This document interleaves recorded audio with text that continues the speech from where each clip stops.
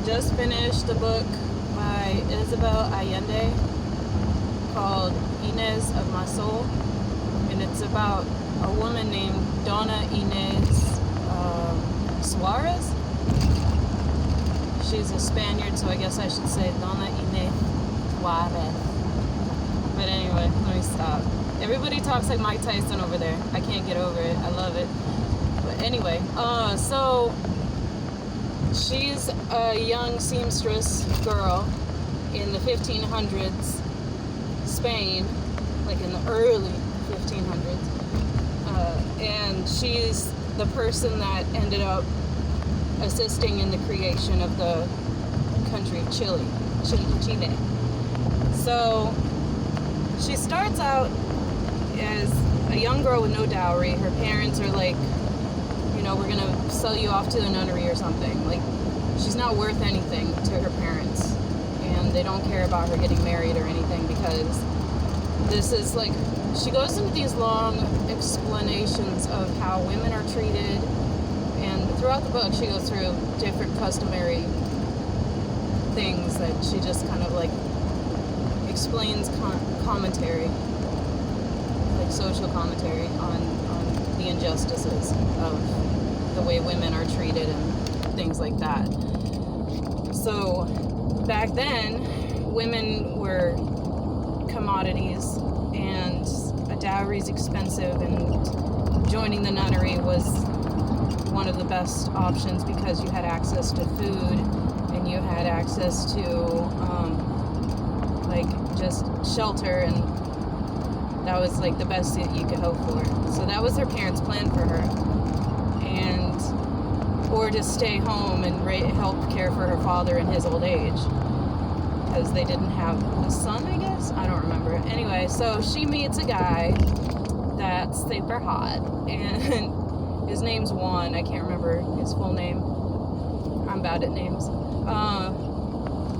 He is the hottest guy, and the way she describes him is he's one of those peacocking men that you fall in love with and then hope they will leave you for someone else, because the constant need they have for women's praise leads them outside of the house often, and that's kind of what he ends up being, is just like a pretty boy that ends up sleeping with her before they get engaged, and they end up in a relationship, a very whirlwind romantic relationship. He teaches her everything she needs to know about sex and pleasure and all of that, and he's a gambler, and the townsfolk starts to gossip about them, and she jokes about how indignant she is because they've been very careful to hide this from everyone, so no one should be able to talk about them, even though they're 100% correct.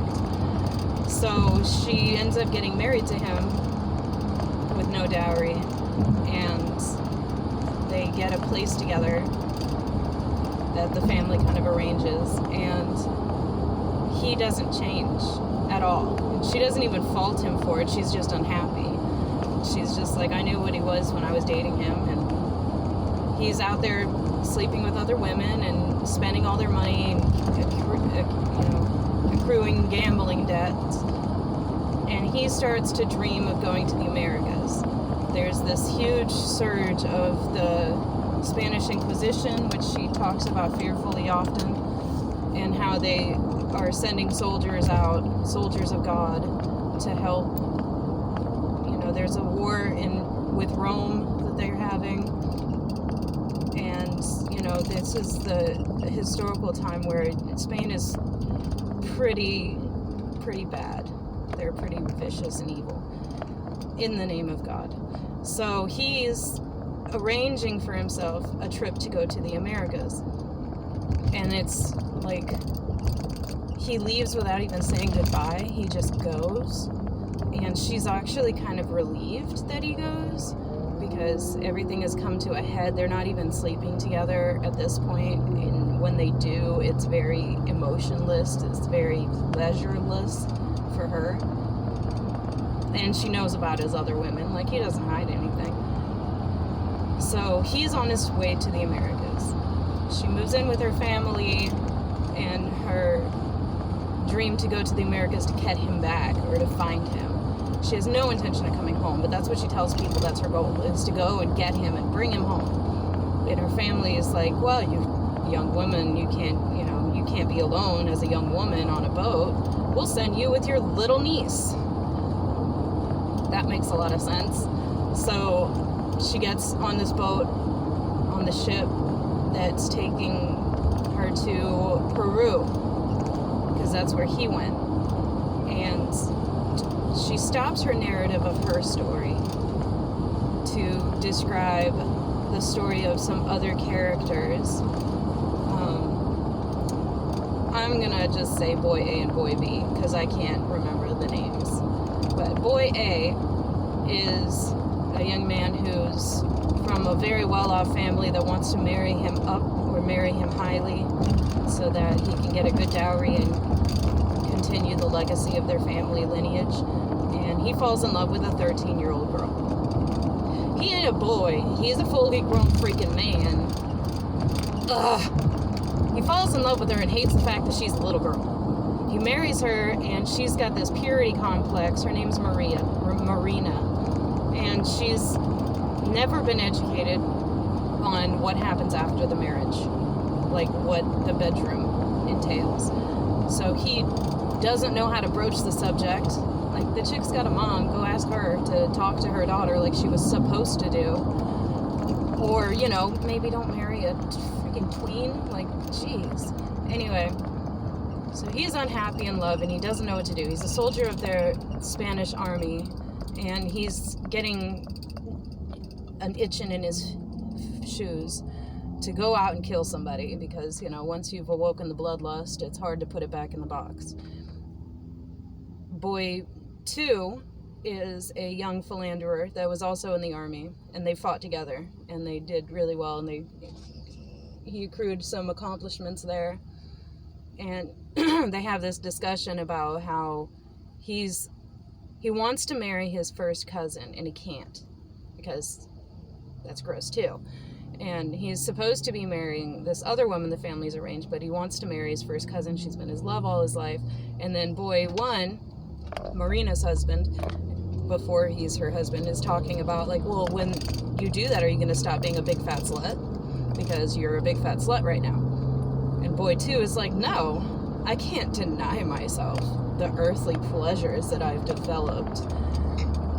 I need these things. And my wife is just going to have to understand that. And then boy 1 is like, well, this big philosophical debate. Our God, who we're fighting for, instilled in us the ability to resist the temptations of beasts.